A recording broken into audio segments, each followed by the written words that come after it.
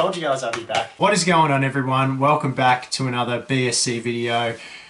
Coming at you from my bedroom because, unfortunately, as you all know, the entirety of New South Wales and also the ACT where I'm at the moment has been put into lockdown. Sadly, we've had a few cases of COVID pop up. So like I said, that's why I'm going to be inside for the vast majority of today's video. However, you've got to say, everything being considered, that the ACT has been pretty lucky.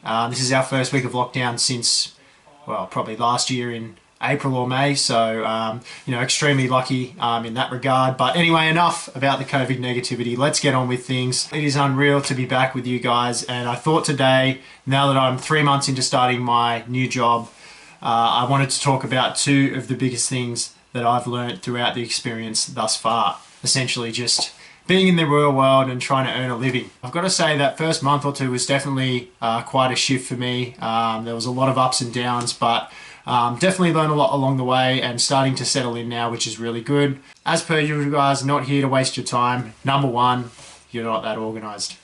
All right, so with this first one, it definitely applies more so to you guys that are going through uni or school currently. As I said, this probably applies to the younger brigade more so than mature age people, but you know, there's no such thing as mature age students. I apologise for that, and I sincerely regret any harm that I have caused. So sorry for that. So this can also apply to you. As we all know, all organisations have rigorous recruitment processes, which at its core generally originates from a job resume and also a cover letter. In my job resume, there are several mentions of me being like a really organised individual. And to be honest, that's sort of how I felt going through school and university, that I was really organised, I was meeting the deadlines, and I was doing everything that I had to do organisation-wise to ensure that there was less stress. I honestly thought being organised was one of my greatest strengths, but you know, once I got my first taste of full-time employment, I was totally wrong. You see, being organised at school or uni in comparison to full-time work has been a far different experience for me. And sure, being organised and prepared at school and university can formulate good habits for moving forward, but being organised really is taken to another level when you're in full-time work. Within my job, where there's about 70 or 80% of office-based tasks to do, there's so many different things that you've really got to learn to prioritise, because if not, you just get bogged down on doing things that aren't really that important. And this just continues to build up over time, and then suddenly you're just head under it and stressing the hell out. And that's the last thing you want in your first few weeks. Now, I know, I'm fully aware that I still have a long way to go, but to remedy this somewhat, what I like to do is I like to use sticky notes at my desk.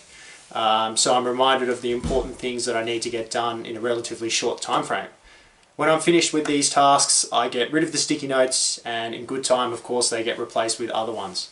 So the reality is you're always going to be pretty busy, but managing that is something that will take time in a new environment, but you just got to persevere a little and understand that over time you'll get better and better with organisation at full-time work. You've just got to find the things that sort of stick for you. Speaking of persevering, this leads perfectly into my next talking point.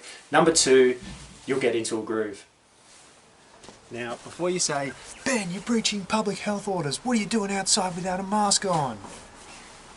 Don't worry, I am just outside in my backyard. So this one, getting into a groove, definitely applies to anyone stepping into a new job, no matter how young or how old you are. To be honest, if I was making this video for you guys about a month ago, there's no way that this point would be coming up. In fact, it'd be one of the last things I'd be saying to you, because man, I can tell you right now, the first couple of months for me were really up and down. So many mixed experiences that I wasn't really sure that I would ever get into a groove, to be honest. Now, obviously, it can be a bit overwhelming and stressful in a completely new environment, and there are times, of course, where you're going to feel unsure of yourself. But if you're willing to ask questions, get to know your colleagues, and try and identify the most important roles and responsibilities in your job each day, then it really does hold you in good stead. So if you are someone who's currently in a new job or about to step into a new job, you've got to persevere a little and know that putting in the work to learn the craft will eventually get you to a point where things become a lot more autonomous over time, and the perceived effort will be significantly lower than starting out, which obviously will only decrease your stress levels. As I said previously, in the interim,